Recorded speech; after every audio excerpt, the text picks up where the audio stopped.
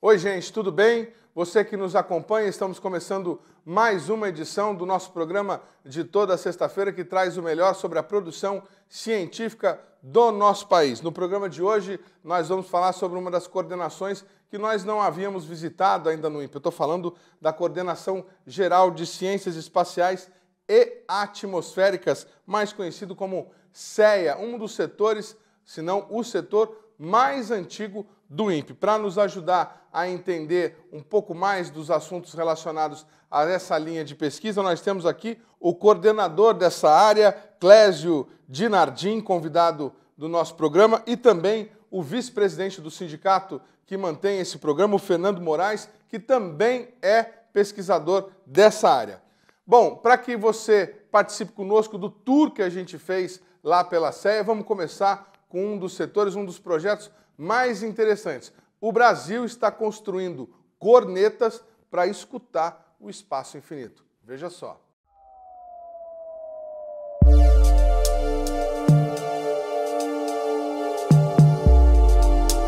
Isso é uma corneta corrugada, ela tem vários dentes, como dá para vocês verem daí.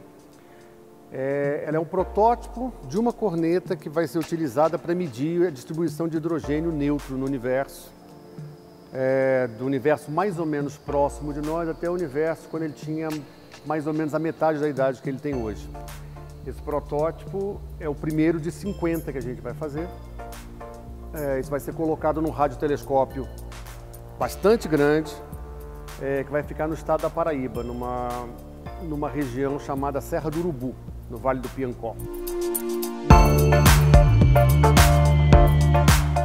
O universo é 70% de energia escura, 25% de matéria escura e 5% de matéria comum, matéria que a gente chama ordinária. Dessa matéria ordinária, 75% é hidrogênio. Então ele tem uma emissão, quando ele está neutro, uma emissão em rádio, nessa frequência de rádio, que é quase a frequência do micro-ondas, que é 1420 MHz. É uma frequência bem conhecida. E ele emite, só que quanto mais distante essa frequência muda, ela sofre um deslocamento para frequências mais baixas. E o que o BINGO, que é o nome desse telescópio, vai fazer é medir essa emissão de hidrogênio em frequências menores do que 1420, porque o hidrogênio está emitindo de muito longe. Então você está andando para trás e você mede todas elas simultaneamente. Então é como se fosse uma tomografia, você pega um volume de universo com hidrogênio que está nesse meio de caminho. Então, em vez de você pegar só numa ponta, ou só aqui perto, ou só no meio, você pega isso tudo, né, empilhado, e a gente consegue separar cada frequência que a gente pega. Por exemplo, 960 é uma época, 970 é outra, 980 é outra, e assim vai. Então você tem uma tomografia mesmo, uma coisa 3D do universo. Entendendo essas oscilações de base, entendendo como e que amplitude elas têm, a gente pode tentar entender melhor o que são as oscilações de baryons e o que é a energia escura e como é que ela afeta essa expansão acelerada do universo, que a energia escura acelera a expansão. E a gente pretende, né, olhando as oscilações de baryons, olhando as amplitudes, pretende ver como é que a aceleração do universo mais recente afeta essas medidas. Então, o projeto é uma colaboração internacional. A ideia do projeto é inglesa. E além da Inglaterra estamos nós, a Universidade de São Paulo, a Federal de Campina Grande, o Instituto Politécnico de Zurique, a Universidade de KwaZulu-Natal, na África do Sul, a Universidade de Yangzhou, na China, e o University College, em Londres. Então o conceito do experimento todo é inglês.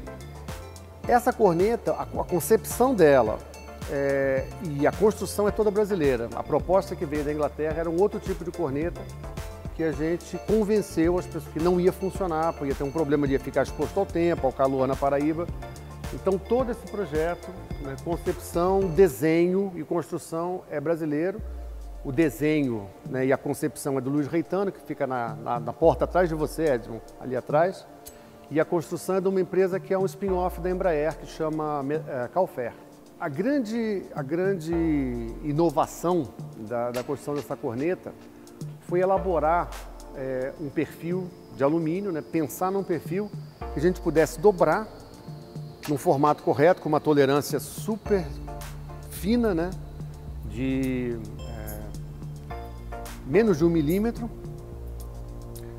dobrar isso nessa forma e juntar isso na forma desses anéis. Então, cada um desses foi feito separadamente, até lá na boca, e eles foram montados para fazer essa corneta. A alternativa anterior para essa construção era usinar. Você imagina pegar um pedaço de alumínio desse tamanho e passar um torno para usinar isso aí. É inviável.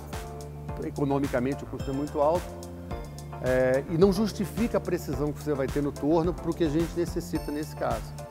Então a grande inovação foi essa concepção. Você imagina que o telescópio são duas parabólicas, né? E a segunda parabólica olha para essas 50 cornetas. Então existe um plano, né? Imagina, a gente brinca que é um engradado de cerveja grande, onde vão ficar 50 cornetas, elas vão olhar uma parabólica, vai olhar a segunda parabólica e vai olhar para o céu. Então cada parabólica tem mais ou menos o tamanho de 2 quadras de futsal. Projeto Bingo, Brasil liderando um consórcio internacional para medições, observações espaciais lá no espaço profundo, quando o universo tinha metade da idade que ele tem agora. Clésio, você coordena essa coordenação. Qual que é a importância de um projeto como esse para a ciência brasileira e o que ele representa em termos de movimentação de pessoal, da indústria, de geração de emprego, de geração de novas tecnologias? Esse tipo de projeto é o tipo de projeto que é um exemplo da importância desta coordenação e deste instituto como elemento do Estado brasileiro. E é uma das argumentações que nós usamos quando nós separamos o que é feito nas universidades do que é feito nas unidades de pesquisa do governo federal. É um projeto fantástico do ponto de vista científico. Originalmente, o INPE não era para ser o líder desse projeto. Ele foi convidado, o próprio Dr. Carlos Alexandre falou que a ideia original veio da Inglaterra, etc. Mas veja os elementos dessa reportagem. O primeiro elemento foi que o INPE se torna protagonista e se torna o líder. Segundo elemento, o INPE ajuda a indústria nacional a desenvolver um perfil mecânico. Veja, nós estamos falando do Instituto de Pesquisa Espacial. E o INPE trata de desenvolver um elemento mecânico que pode ser dobrado com a precisão desejada no projeto inferior a 1 milímetro. Isso é um avanço tecnológico fantástico. Além disso, vem outros desdobramentos depois, que o próprio Dr. Carlos Alexandre falou, que são as partes das telecomunicações que vão ser impactadas. Mas já aí, nós, em São José dos Campos, num polo aeroespacial, já estamos oferecendo para a indústria uma nova forma de analisar a estrutura mecânica. Imagina o impacto disso nas aeronaves, nos carros, nos caminhões, nos elementos da vida que o cidadão está acostumado a ver. Então, só por aí já justifica um tipo dessa pesquisa. Pelo impacto no Estado brasileiro, pelo impacto que ela traz positivo na indústria, alavancando a indústria nacional, levando a indústria a um desafio que vai colocá-la num novo patamar. Além disso, tem toda a pesquisa científica, que por si só é uma beleza, traz uma pergunta fundamental do ser humano, que é de onde viemos, de onde vamos, o elemento fundamental, de onde viemos, de onde veio o nosso universo, como ele era na metade da cidade. Tem a tal da matéria escura, que ninguém sabe. A matéria escura, energia escura, 70% do universo energia escura, 25% matéria escura, e os outros 5%, e com 5% consegui descobrir como era o universo há bilhões de anos atrás. Isso é fantástico. Então, por si só, o projeto científico já é um desafio para a humanidade. E o que ele carrega dentro de si é um avanço tecnológico que coloca a nossa indústria num novo patamar. E tem gente que critica a ciência brasileira. Quer dizer, você dando uma volta no INPE, você encontra um projeto como esse em que o Brasil lidera. Você encontra o Odílio fazendo pesquisa no projeto Largo, Prêmio Nobel, em 2018. Você encontra 2 satélites sendo integrados ao mesmo tempo lá no LIT. Fernando, qual que é o entendimento que você tem, né, como pesquisador, dessa falta de informação que a população tem sobre aquilo que é feito dentro do INPE? Por que todo mundo não está hoje, por exemplo, noticiando todas essas pesquisas, todos esses avanços acontecendo nesse momento? Por que não temos essa divulgação científica mais intensa? Primeiro que o cientista, o Dr. Clésio também carrega esta culpa, o cientista é ruim de marketing, porque o que ele quer fazer é ciência. Isso é o segundo filho dele. Ele pode ter o primeiro filho em casa, mas aquele projeto, a ciência dele, é o segundo filho amado dele. Então ele se preocupa com o projeto, com aquela ciência que ele faz. E ele não faz o marketing. O INPE, como instituição, também não faz, é ruim de marketing. É um esforço muito grande em se fazer conhecer. Agora vamos voltar ao ponto em que o Dr. Alexandre fala do que ele faz, como ele faz aquele dispositivo. Aquele dispositivo é uma ferramenta em que o cientista busca ajudar a satisfazer a sua curiosidade. Porque o cientista, antes de mais nada, é um curioso. Ele, antes de mais nada, é um curioso. Ele quer saber por quê, quando, como, que horas, como faz. Ele faz essa pergunta para ele e para tudo o tempo todo. Ora, o Dr. Alexandre se dedicou a desenvolver um equipamento que vai procurar responder a esta curiosidade, que não é só dele, é do mundo inteiro. Pois bem, para poder desenvolver esse equipamento, ele mergulhou, ele e o grupo, que não é só o Dr. Alexandre, tem engenheiros como eu, que fazem também um trabalho de apoio. Porque os engenheiros, eu sempre digo que meia hora de pensamento do cientista ali na mesa dele vai gerar 6 meses de trabalho para o engenheiro. É muita coisa que nós vamos ter que fazer porque ele teve uma ideia brilhante e nós vamos ter que crescer. E é o caso que foi bem representado pelo que o Dr. Alexandre descreve. Foi ter que ser desenvolvido novas tecnologias, que, como o Dr. Clésio deixou muito claro, a indústria nacional, em algum lugar, teve que se desdobrar, teve que desenvolver técnicas para poder satisfazer aquela necessidade da pesquisa.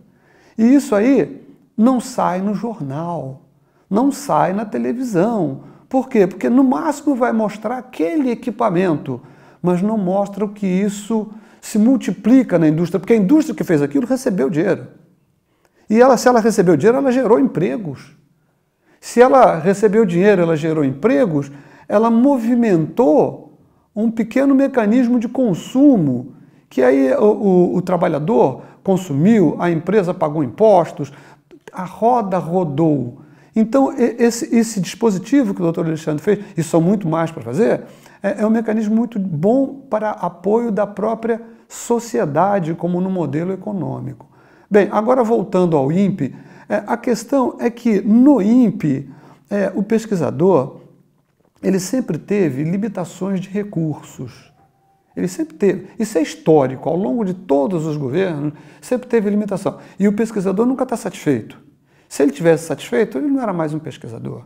Ele falou, não, agora eu vou ficar aqui sentado, vou ficar lendo, escrevendo umas coisinhas. Ele nunca está satisfeito, então ele quer mais recursos, ele quer mais dúvidas para esclarecer as dúvidas, e por isso mesmo que ele sempre busca mais recursos. E ele não encontra os recursos necessários para ele fazer esse trabalho.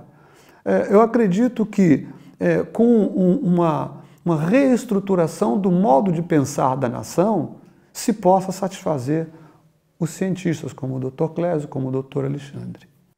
Legal. Bom, ali pertinho, não andamos muito, tem outra pesquisa muito interessante, inovadora também, que traz mais tecnologia e mais ciência para o Brasil. Eu estou falando de um balão que vai levar um sensor de raio-x acima da nossa atmosfera. Acompanhe no VT.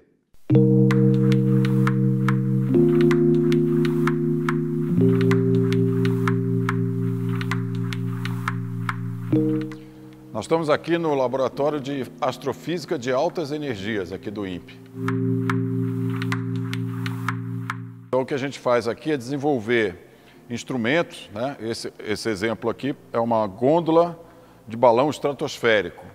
Então, ela vai ser colocada para ser lançada num balão estratosférico e subir para a estratosfera, né? Mais de 40 mil metros de altitude, para fazer observações do universo na faixa de raio-x e raios gama, que é o que a gente chama de radiação de alta energia, ou de altas energias, né? É uma câmara de raio-x que tem um conjunto de detectores de raio-x, tá? E uma a estrutura que a gente chama de máscara codificada, que permite que a gente produza imagens do céu, né? Então nós vamos produzir imagens do céu de 20 por 20 graus e estudar uma série de objetos que emitem esse tipo de radiação.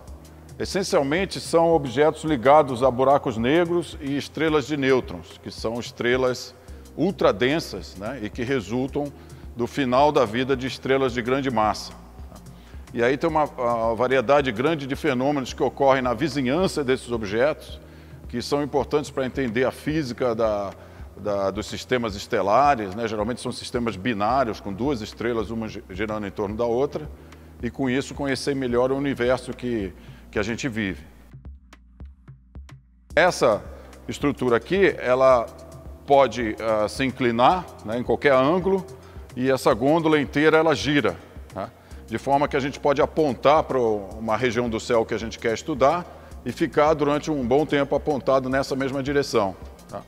Isso aqui tem uma série de outros sistemas que precisam ser colocados, como o sistema de controle de altitude, baterias para fornecer energia, né?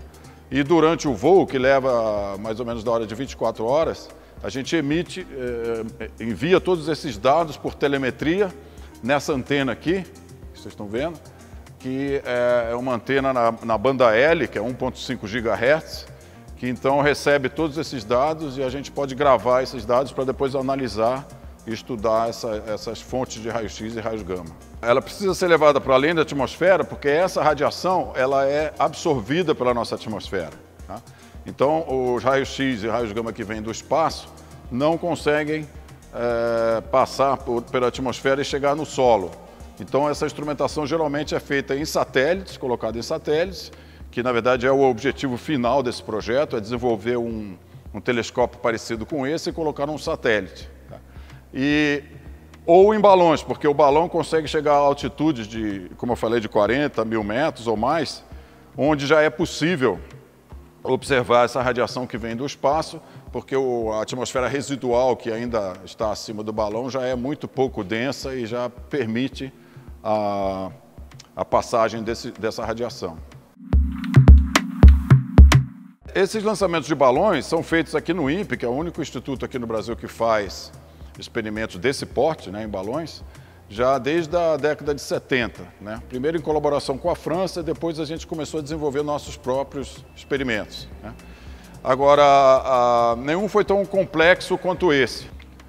A questão é que os lançamentos em balões, eles requerem muito menos recursos, né? Eles são bem mais baratos do que uma missão em satélite, então permite que a gente faça vários testes de subsistemas num ambiente quase espacial antes de efetivamente construir o satélite. O satélite ele é muito mais caro porque você precisa usar componentes qualificados para espaço.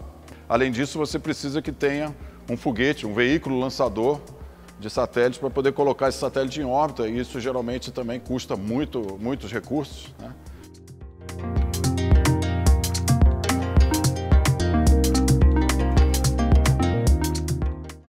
Tá aí, projeto Proto-Mirax, a gente mostrando na sua tela mais um desenvolvimento importante do INPE. Não saia daí, nós vamos para um rápido intervalo e voltamos com muito mais informação. Instante só.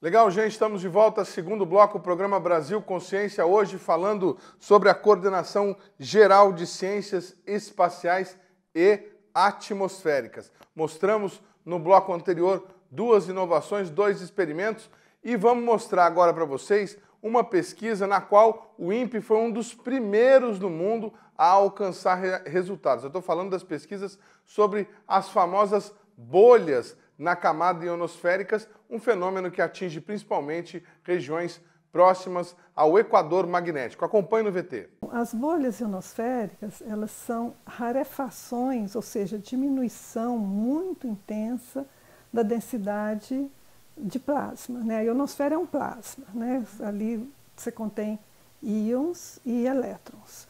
Esse plasma, sob determinadas condições, né, ele sofre ali sob determinadas condições que, na verdade, é uma irregularidade do meio, vai provocar o aparecimento de uma pequena, né, irregularidade ali, que vai crescendo dependendo das condições. Isso normalmente ocorre após o pôr do sol. Essa densidade muito baixa de plasma, muito mais baixa do que o plasma ambiente, né, que se cresce, ela se torna uma estrutura enorme.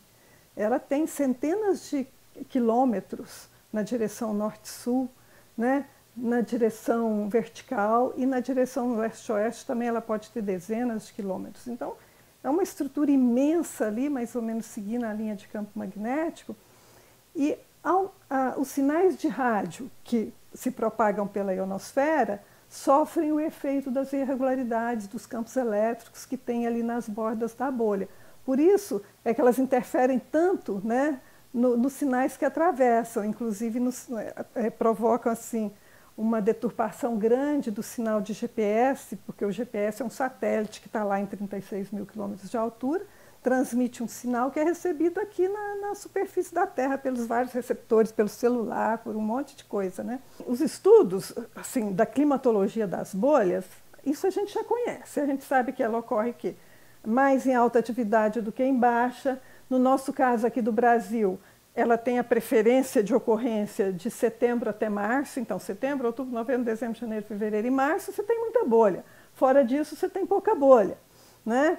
Então, isso a gente conhece. Agora, por que hoje tem e amanhã, de repente, você não tem? Né? Então, aqui a gente está num período, estamos em maio, baixa atividade solar, é um período de baixa ocorrência de bolha, isso a gente já sabe. Né?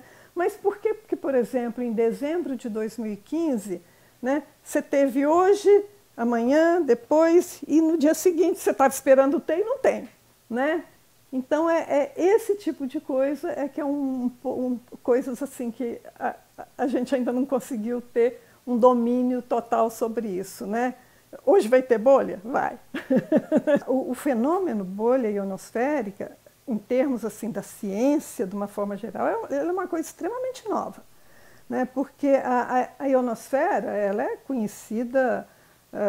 na verdade, os primeiros experimentos com ionosfera foram feitos lá por Marconi, mas ele não sabia que era uma ionosfera, né? Ele fez a transmissão de longa distância, transmitiu uma onda aqui que se recebeu lá em outro continente, mas ele não sabia que era a ionosfera.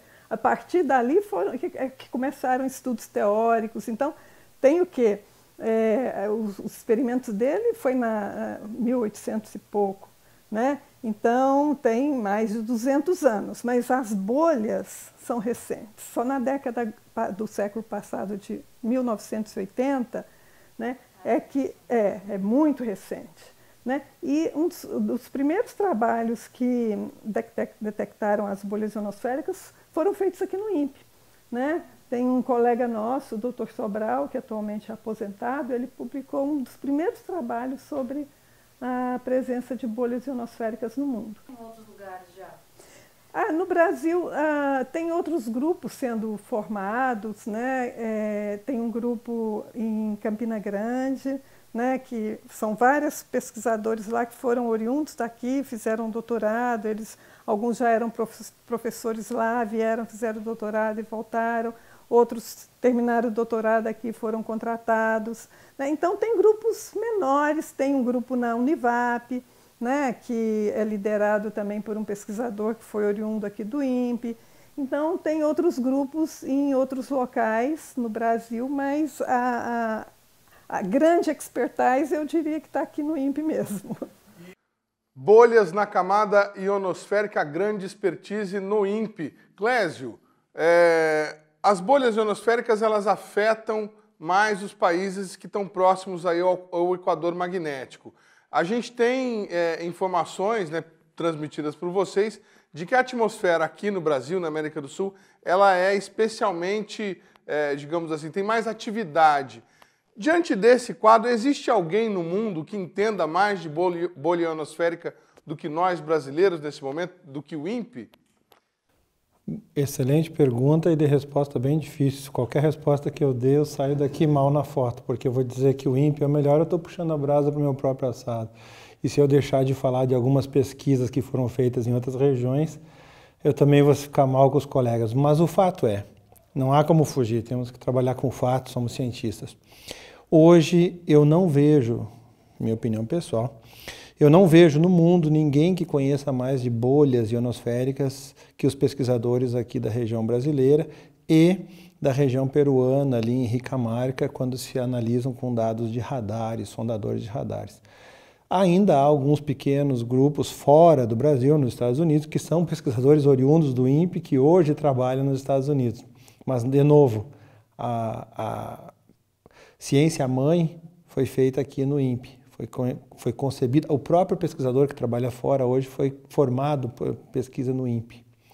Então veja, bolhas ainda é um tema que é pouco explorado em vários países.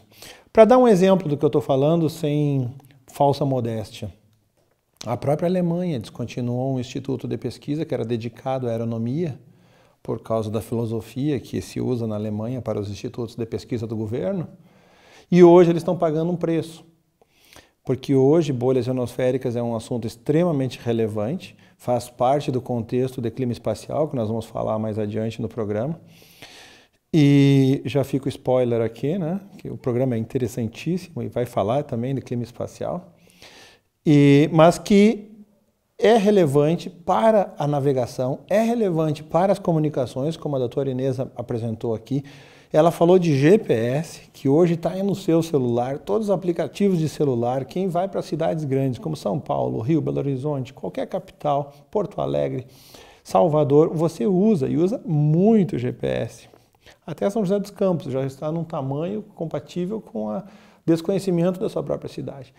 E aí nós vamos entrar na área da agricultura da precisão, posicionamento de plataformas de petróleo, posicionamento da sua guarda costeira, aeronaves, aproximação de aeronaves de aeroporto, uma série de setores econômicos influenciados por isso. Então a dependência do conhecimento que gera produtos capazes de prever a bolha, e a doutora Inês foi bastante feliz quando ela disse que ainda não sabemos todos os detalhes finos. Isso é crucial para a autonomia de um país. E os países que ora detêm o maior tráfego aéreo não conhecem as bolhas. Então eles recorrem a nós. Hoje nós temos pesquisadores alemães, pesquisadores americanos, pesquisadores europeus em geral, referindo-se ao INPE e buscando no INPE uma referência internacional quando se trata em discussão de bolhas ionosféricas e o efeito das bolhas na navegação. Ano que vem nós estamos já preparando um evento que deve acontecer na Austrália, onde pessoalmente eu devo ir como chair de uma das sessões para falar justamente desses fenômenos junto com o alemão e com o americano. Então veja, não porque sou eu, mas porque é um pesquisador do INPE. Esqueça aqui a figura do Clésio, vamos falar de pesquisador brasileiro. O INPE é respeitado mundialmente. É um pesquisador brasileiro sentado com um pesquisador alemão, sentado com um pesquisador americano, liderando as pesquisas mundial em análise de índices ou escalas ionosféricas que interessam para a comunidade, interessam para os diversos setores econômicos. Quando nós visitamos o setor de aeronomia do laser, lá no qual o Fernando trabalha, não vou lembrar o nome dele agora, o pesquisador que nos deu a entrevista, Dr. Alexandre Pimenta, exatamente.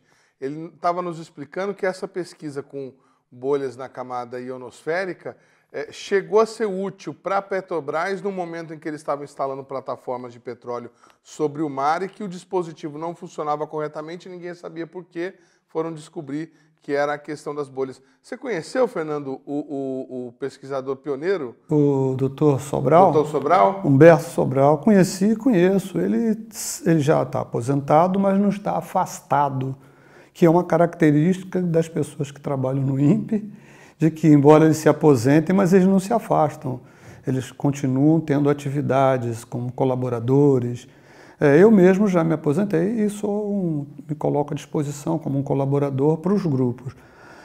O Dr. Sobral é uma figura muito conhecida dentro do INPE pelas pessoas, pela sua maneira de viver, de olhar para as pessoas, e é conhecido internacionalmente pelos seus trabalhos de pesquisa.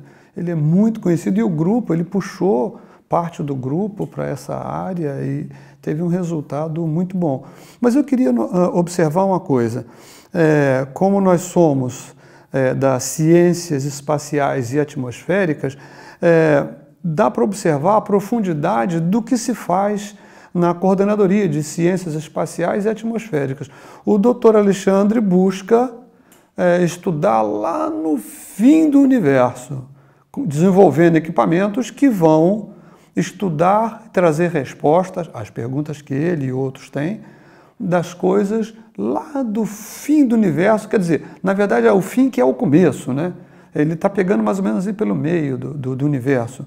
Já o Dr. João Braga desenvolve equipamentos que vão estudar coisas que vêm do fim do universo, mas se postando a uma altura de um balão a 40 mil metros de altura. E outros experimentos, como foi o que o Dr. Alexandre Pimenta mostrou no documentário anterior, que o equipamento está no solo medindo coisas que acontecem a 150 quilômetros. Ou seja, a ciência espacial e atmosférica, ela varre toda essa gama, ela vai do começo do solo, alguns milímetros acima do solo, até o espaço infinito. Essa é uma característica. Muito bem. Essa questão das bolhas ionosféricas não são objeto de estudo apenas da pesquisadora Inês Stacchiarini. Ele é objeto de estudo de diversas áreas lá no INPE. E nós vamos acompanhar agora o depoimento de um pesquisador que está cuidando do satélite EQUARS. É um satélite científico e que está demorando um pouquinho para ser lançado. Vamos ver como é que está.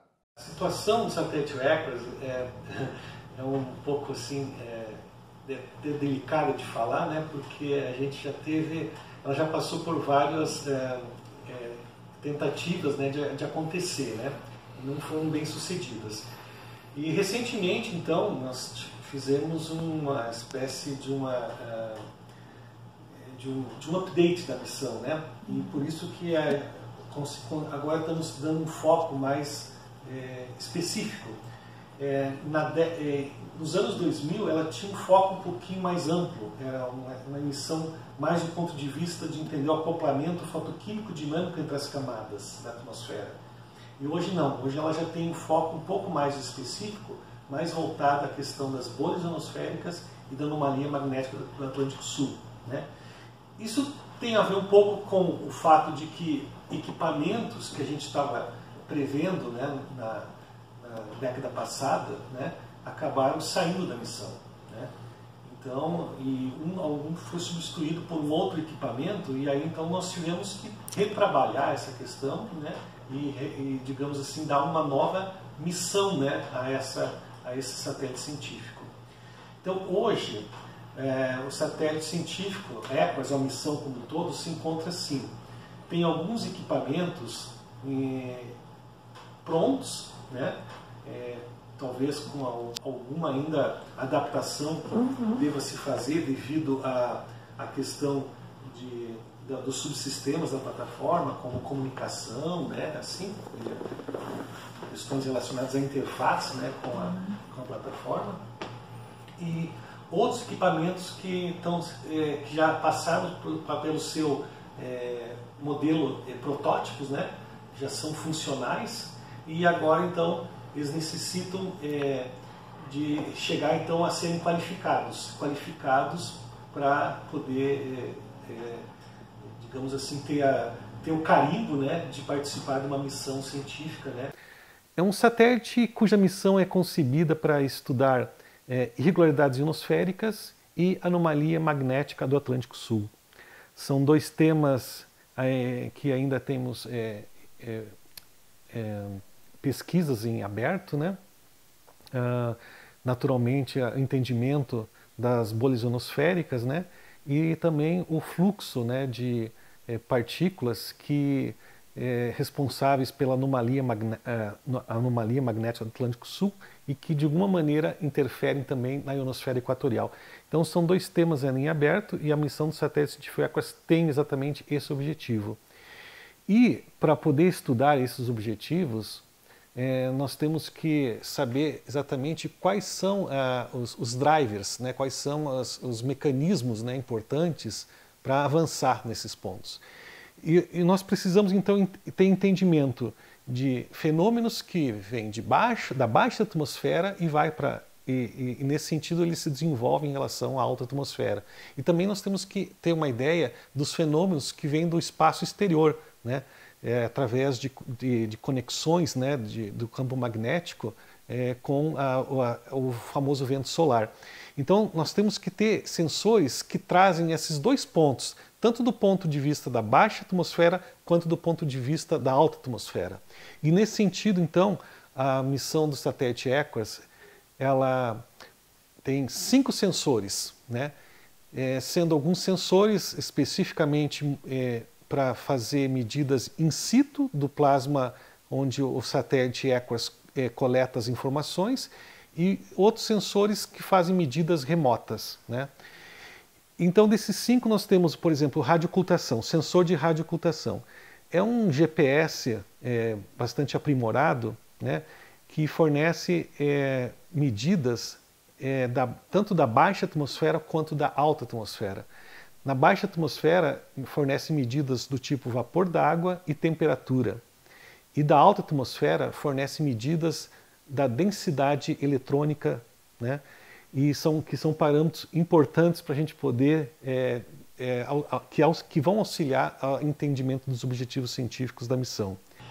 Então, são 3 instrumentos que ainda necessitam de um carimbo da qualificação, né? E outros 2 instrumentos já passaram por isso. Um foi adquirido, né, como eu já comentei, um foi adquirido externamente por uma empresa americana, e um outro foi feito um desenvolvimento aqui nacional, né, apoiado por uma fundação de tecnologia, né, FUNCAT, e que já está pronto, né, esperando algumas adequações de software para poder realmente participar de uma futura integração. Então, 2 instrumentos prontos e 3 instrumentos ainda precisando do carimbo da qualificação. Bacana, satélite EQUAS, e tem informação nova sobre esse satélite, é isso, Clésio? O satélite EQUAS, ele é um dos emblemas da CEA. Nós tivemos 2 satélites no passado que foram desenvolvidos dentro da CEA, que merecem destaque e todo o nosso respeito pelo esforço que foi dedicado a eles. Estamos falando dos satélites SASSI-1 e SASSI-2, ambos satélites que funcionaram perfeitamente, foram levados ao cabo, ao lançamento, e nos 2 casos, alega-se que o painel não abriu no lado errado, um problema de programação do computador, e nada com relação à carga útil, que mantém a CEA entre os primeiros do grupo. No segundo caso, o satélite foi explodido porque ele estava de carona, então houve um problema no satélite principal, e ele foi explodido, o SASSI-2. No satélite ou no lançador? Eu acho que foi no lançador o problema, e por conta do lançador, de um dos boosters que não entrou, ele foi explodido por questão de segurança, né? É uma decisão correta do operador, eu não vou questionar essa decisão. O fato é que, de novo, não foi levada à prova a competência da CEA nessa área. O EQUAS é emblemático do ponto de vista de desenvolvimento. Nós temos o desenvolvimento, as cargas úteis estão compatíveis com o desenvolvimento de uma plataforma de 100, 110 quilos, como falou o Dr. Delano. Nós precisamos de mais 1, 2 anos para terminar as cargas úteis, ao mesmo tempo que a engenharia levaria outros 1 ou 2 anos para criar a plataforma adequada para mandar o EQUAS na órbita correta e operando da maneira correta para atacar o problema científico, que é o problema das bolhas ionosféricas e a taxa de crescimento, que comunga com a questão anterior levantada pela doutora Inês. E o que eu estava comentando em off aqui é que nós estamos fazendo um esforço tremendo. A coordenação, a direção, a própria AEB, Agência Espacial Brasileira, para que esse satélite seja de fato levado a cabo e tenha o destino que a ciência espacial brasileira merece, que é o lugar entre os satélites científicos colocados em órbita, operando com sucesso, gerando dados de qualidade e comprovando a capacidade científica do Brasil nessa área. Além de outros subsistemas que comungam com outros vídeos que vocês colocaram, pontuaram muito bem nesse programa, que seriam, por exemplo, o controle da altitude, que foi levantado pelo Dr. João Braga, desenvolvido com satélites suborbitais ou com lançamentos suborbitais, que são balões estratosféricos, comunga com o desejo da sociedade brasileira por conhecimento de bolhas de plasma, não per se, mas pelo fato de, ao conhecê-las, resolve um problema de navegação que endereça um problema de comunicação, navegação, aeronaves, agricultura, plataformas de petróleo e tudo mais. Então aí está a importância dessa coordenação e a importância desses estudos que estão sendo feitos. Rogo que o esforço que todas essas entidades estão fazendo, a engenharia do INPE, a coordenação de ciências espaciais, a direção, a própria AEB, logrem sucesso e façam que esse satélite seja lançado num prazo de no máximo 3 anos. Esse satélite, depois de tanto tempo em desenvolvimento, ele ainda tem valor científico para o Brasil e para o INPE? Sim. Não responda agora, Clésio. Nós vamos para um rápido intervalo e já já a gente volta. Um instante só.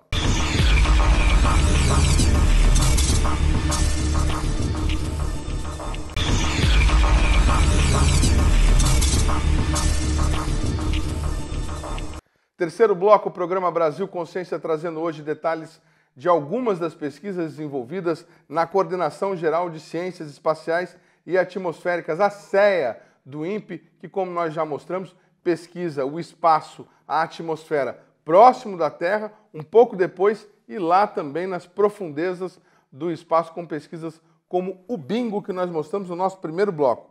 Bom, perguntamos aí, deixamos uma pergunta no finalzinho do bloco anterior para o Clésio a respeito do satélite EQUAS. Depois de quanto tempo? 20 anos em desenvolvimento? 15 anos em desenvolvimento? Ainda é interessante para o Brasil lançar esse equipamento? Ele ainda tem serventia científica para a pesquisa brasileira e para a pesquisa mundial? Sim, tem serventia.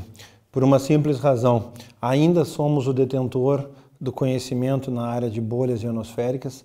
Esse problema é um problema nacional, é um problema que ataca principalmente os países que estão aqui na América do Sul, e aí nós pegamos Peru e essa região, Venezuela, norte do Brasil e um pouco se estendendo mais abaixo o norte do Chile, até o norte do Chile.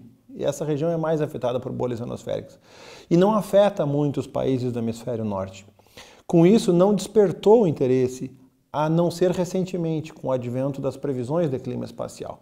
E aí você veja, há pouco tempo atrás, a própria NASA procurou o INPE junto com o ITA para desenvolver junto uma cooperação INPE-NASA-ITA para o desenvolvimento de um satélite que é um projeto piloto, é uma coisa muito simplificada com relação ao EQUARS, tem capacidade reduzida em relação à missão EQUARS, que é a missão SPORT, que é um CubeSat de 6U. Tem todo o seu mérito científico, mas não tem a capacidade e a competência da missão EQUARS. Também não tem a órbita da missão EQUARS, que interessa muito mais do que a órbita da missão SPORT, por uma questão de otimização. Então, num horizonte de uns próximos 4, 5 anos, não há no mundo nada sendo lançado, não vejo, e do que eu conheço, limitado ao meu conhecimento, não vejo nenhuma missão similar ao EQUARS sendo proposta. Por isso, ela ainda é desafiadora para o Brasil, cientificamente e tecnologicamente, porque ela vai levar ao desenvolvimento de produtos que outras nações não detêm ainda. E vai nos manter na vanguarda do conhecimento científico e manter na vanguarda do desenvolvimento tecnológico. E por falar em orgulho do INPE, vamos conhecer agora um outro setor, um projeto chamado Embrace, que estuda o Sol e as suas implicações no clima espacial. Esse projeto está com um convênio recente assinado com a aeronáutica para ajuda, para colaboração no controle da aviação civil e nas implicações de segurança que esses efeitos da atmosfera têm sobre os aviões. Vamos acompanhar no VT. Nós estamos na conversa inicial, nós temos um rascunho do que a gente pretende fazer, nós tivemos essa conversa com o pessoal da aeronáutica de quais são os dados que interessariam para eles. Provavelmente eles vão mandar especialistas deles para cá para a gente treinar, para ensinar esse detalhe de como é que é a operação aqui do clima espacial. E a ideia é eles conhecerem o que pode afetar parte da navegação aérea, né? E daí o que vai interessar mais, no fundo, é o como se comporta a ionosfera. Porque a ionosfera é o que vai afetar a parte de telecomunicações, a parte de rádio, que eles usam muito para se comunicar com as aeronaves. E a parte da navegação também, né? Tem uma intenção de se usar cada vez mais esses sistemas de navegação para guiar as aeronaves. E essa é a... Enfim, a gente vai mostrar para ele esses dados que a gente recebe, né, fazer um fluxo de informações. E até por causa dessa conversa que a gente desenvolveu um produto, que é esse gráfico aqui em cima, que a ideia foi, enfim, tentar explicar para eles com uma sequência de números simples, de 1 a 5, de como está o clima espacial, né? E a ideia ali básica é se está entre 0 e 1, as coisas são normais, e cada número maior que vocês tenha, a atividade está sendo muito intensa. E usa o truque logarítmico, no sentido que cada número que você sobe é coisa de 10 vezes mais intenso do que o normal. Que essas coisas de alerta se costuma usar muito, né? A escala dos terremotos segue também essa ideia. Cada número da escala Richter que você sobe é 10 vezes mais forte, ou da ordem de 10 vezes mais forte que o anterior. E até a ideia de se usar esse número é que fica mais fácil a nossa comunicação com ele, né? Porque você vê que o pessoal do clima do meio interplanetário em particular vai observar o vento solar, vai dizer, eu nem sou especialista nisso, mas que é da ordem de 300 a 400 km por segundo é o normal do vento solar. A ideia é ver quanto fora disso é o anormal. Simplesmente soltar um número realmente não ajuda muito. Esse número de 1 a 5 é mais fácil de ter uma noção se está muito fora do normal ou não, né? E o nosso desafio é esse, é conseguir entender melhor esses fenômenos, conseguir fazer melhores previsões, para com isso conseguir melhorar a segurança das aeronaves.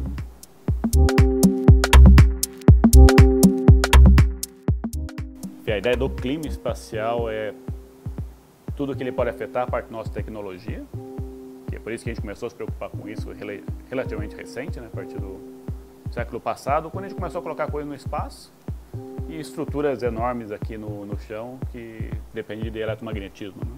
E isso é o que é mais sensível a essa parte do clima espacial. O que vai afetar mais pessoas é a parte do navegação, que se usa muito agora, né? Que é muito conhecido é o GPS, que é o sistema americano de navegação, mas isso também pega o sistema russo, que é o GLONASS, que é o outro que está operacional. Outro que ainda não está operacional, mas já tem bastante satélites em órbita, é o Galileu, que os europeus estão fazendo, e o Beidou dos chineses, né? Também tem uma constelação razoável, mas ainda não é operacional no sentido que não tem o suficiente para garantir que você vai ter uma boa navegação. O termo clima é porque como o clima aqui da Terra, a gente está preocupado com as variações que acontecem, mas o que afeta esse clima são outros tipos de variáveis, né? Tem uma parte de vento, que é o vento solar, uma série de partículas que o Sol envia no espaço, né? E essa interação com a Terra, especialmente com o campo magnético da Terra. E aí começa a ver a grande diferença entre o clima normal e o clima do clima espacial, né? Os fatores mais importantes é essa interação das partículas energizadas e eletrificadas, né, ionizadas, com o campo magnético da Terra. Isso é algo que no clima normal não tem, só é a atmosfera neutra, né? Então toda essa parte de campo elétrico não é importante. Atualmente, a gente está muito mais num nowcast, né, o que está acontecendo agora, do que fazer previsões. No final é porque a tecnologia ainda não está o suficientemente desenvolvida para a gente conseguir fazer uma boa previsão. É realmente a parte de ponta, né? E aí tem uma boa interação entre o próprio clima espacial e a CEA, parte de pesquisa, né? Tem uma interação grande entre garantir que os dados dos equipamentos estão chegando aqui, que a gente vai disponibilizar rápido para o nowcast, né, dizer o que está acontecendo agora, mas também a gente aproveita para organizar esses dados, que também dá para aproveitar para os cientistas fazer as contas dele, fazer os modelos. E os modelos deles dando certo, voltam para o nosso sistema para a gente poder fazer o monitoramento.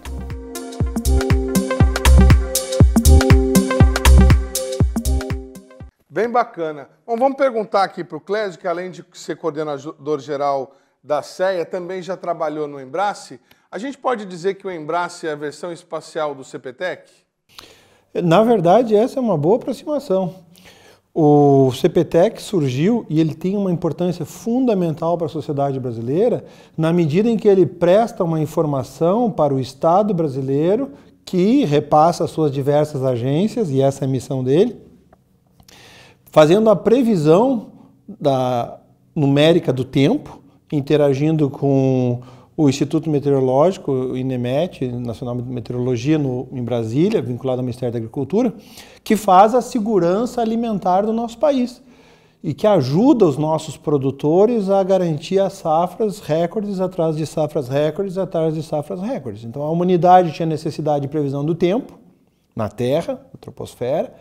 Isso desenvolveu a meteorologia, desenvolveu a ciência, desenvolveu até que chegamos ao computador, o computador fazendo a previsão numérica, conjugada com o conhecimento que há no INEMET, em Brasília, e esse casamento gera produtos em prol da sociedade.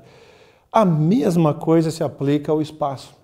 Chegamos num ponto, como comentado pelo Dr. Banik, que na década de 60 o homem começa a ascender ao espaço, ao ponto da ONU criar uma agência específica, Comitê para o Uso Pacífico do Espaço, da ONU, que tem um comitê especificamente, um capítulo da ONU especificamente dedicado a isso, levando a população do espaço, levando aos satélites artificiais, começados lá na década de 60 com o Sputnik.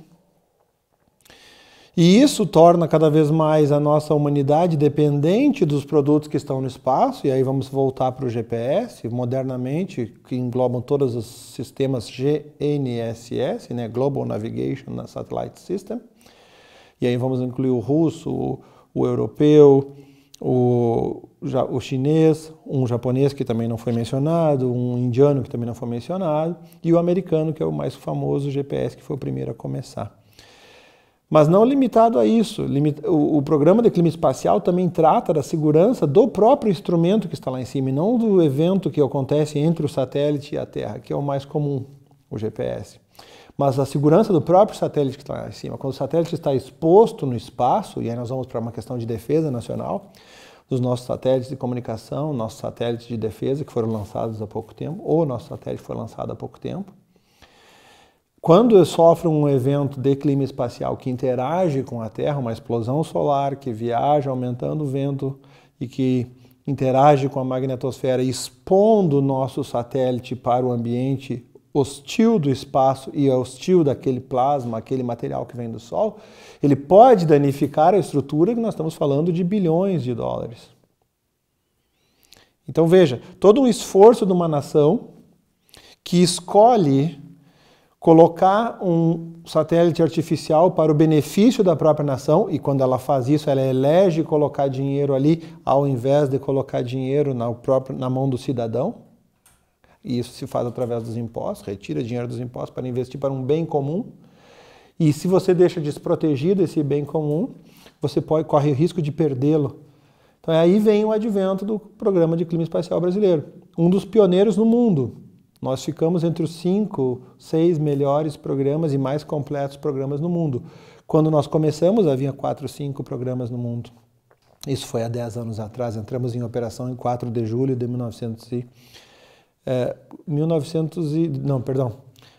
de julho de 2008. E em 4 de julho de 2018 completamos 10 anos. E quando nós começamos, havia 4 ou 5 programas no mundo, que hoje são os grandes, assim como o Embrace é aqui na América do Sul e na América Latina.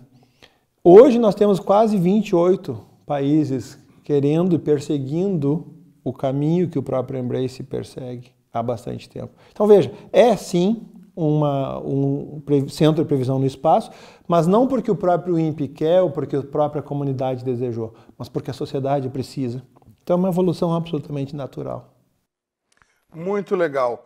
Fernando, nós estamos chegando aqui ao final do nosso programa e eu queria perguntar uma coisa para você. O que vocês fazem lá no INPE? Porque deve ser interessante, né? Você trabalha lá num projeto como o DODIL de ondas gravitacionais. Você, por exemplo, está lá no laser fazendo pesquisa do espaço. Quando vocês se reúnem lá no almoço, vocês ficam trocando resultado de pesquisa? Um fala, pô, olha, o meu deu isso, deu aquilo. Há uma competição entre os setores? Olha, eu vejo o seguinte, entre os cientistas, eles trocam muita informação. Inclusive na hora do almoço, que às vezes eu almoço com eles, eu vou almoçar ali no restaurante que é comum a todos, e eu falo, pô, mas até aqui esses caras vão ficar conversando, trocando figurinha do experimento, ou do trabalho, ou da apresentação, que vai apresentar vai estar fazendo um paper, e começam a conversar, mesmo que eles sejam de áreas diferentes. Porque eles às vezes até, o Dr. Clésio deve saber disso, às vezes até eles buscam um outro cientista de uma outra área para poder completar com dados ou com informações o trabalho que ele está fazendo, ou um paper que ele está publicando. Isso existe? Você concorda que existe? E é muito comum lá dentro. Agora, nós, assim, já do nível de engenharia, do pessoal de desenvolvimento, a gente troca ideias com pesquisador, às vezes é para saber, vejo ele comentando, mas entre engenheiros, por exemplo, nós da CEA, buscamos muita coisa no pessoal da engenharia, o pessoal da engenharia dos satélites. Para fazer construções. Saber o que tem, ou no almoço conversa, vocês têm isso, vocês estão fazendo alguma coisa assim, vocês têm um tal dispositivo, e também, devido a dificuldades até financeiras que refletem nos equipamentos, se tem um certo equipamento para emprestar, não, vai lá, eu empresto, aí fica lá uma semana, 2, um mês com a gente, um equipamento emprestado. Mas tem essa interação, isso é absolutamente comum, não é um fato assim o tempo todo, mas é comum, você não se surpreende com isso. O mais importante é que o INPE, queiram ou não queiram, é um corpo pulsante, e esse corpo pulsante depende de todo um conjunto. Tá? Depende mesmo. O Dr. Clésio, ele interage com o pessoal da MECB, tem coisas para fazer, tem informações para buscar. O Dr. Alexandre, ele vai buscar, talvez, com o pessoal do materiais, orientação de como pode fazer melhor aquele dispositivo que ele quer fazer. Bem legal. Essa questão da motivação, parece que o Clésio tinha até uma palavra final sobre isso, né, Clésio? Não, é perfeita a colocação. Eu queria comentar, para finalizar, que um dos tópicos na hora do almoço, que a gente costuma conversar, é claro, a gente sempre tenta resolver alguma coisa que ficou pendente, mas muito disso é a interação que nós temos com a comunidade acadêmica. Nós interagimos, o INPE interage muito com a comunidade acadêmica, que serve de referência. O próprio João Braga mencionou alguns instrumentos que nós fazemos, e nós fazemos muitos, são referências para as universidades e servem de insumos para diversas universidades que vão fazer pesquisa. Daí resulta também que muitos alunos de mestrado e doutorado vêm procurar o INPE como referência. Até hoje, a minha experiência diz que nenhum dos nossos alunos está desempregado.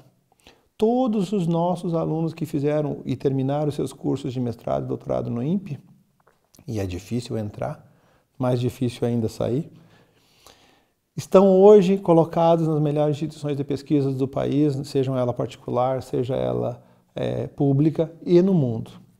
Então, muito do que a gente faz na hora do almoço é conversar com o estudante, é almoçar junto com o colega que vai ser um futuro doutor, que está fazendo seu mestrado, que está fazendo seu doutorado, e transmitir para ele parte do legado científico que o INPE construiu ao longo dessa trajetória desde 1961, 63, quando ele saiu do COGNAE, virou INPE e virou o instituto que ele é hoje, referência nacional.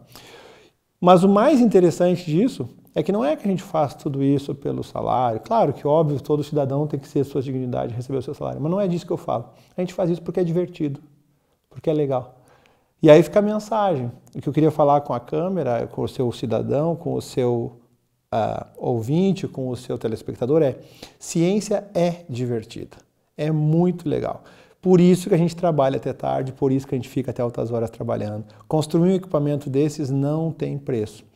E se você tiver um tempo, eu recomendo, procure os programas que estão acontecendo na cidade de São José dos Campos. Além desse programa, que é um espaço fantástico, e agradeço, aproveito essa palavra final para agradecer pela gentileza de ceder espaço para a CEA, para Ciências Espaciais e Atmosféricas. Procure na cidade o Pint of Science. Hoje nós estamos bebendo cerveja nos bares e falando de ciência. Já que nós temos que sair para nos divertir, então vamos falar de ciência nos botecos da cidade. Eu sei que tem 2 botecos que estão patrocinando isso aqui em São José dos Campos. Procurem, divirtam-se, vá conversar, interaja diretamente com o cientista. É um prazer conversar com todos vocês. Muito legal. Obrigado, quero agradecer bastante aqui ao coordenador da CEA, ao Clésio Dinardim, também ao Fernando Moraes, nosso vice-presidente, pela presença nesse programa hoje. Falamos sobre alguns apenas dos experimentos que são desenvolvidos nessa área e devemos voltar em outra oportunidade para falar mais sobre o que é feito lá. Você que acompanha a nossa programação pela internet pode ver todos os nossos programas anteriores, inclusive pelo nosso canal, está aí na sua tela, e quem preferir também pode nos acessar pelo Facebook. Nós ficamos por aqui e voltamos em uma semana com mais um programa inédito. O SINDICT manda um abraço para todos vocês. Tchau!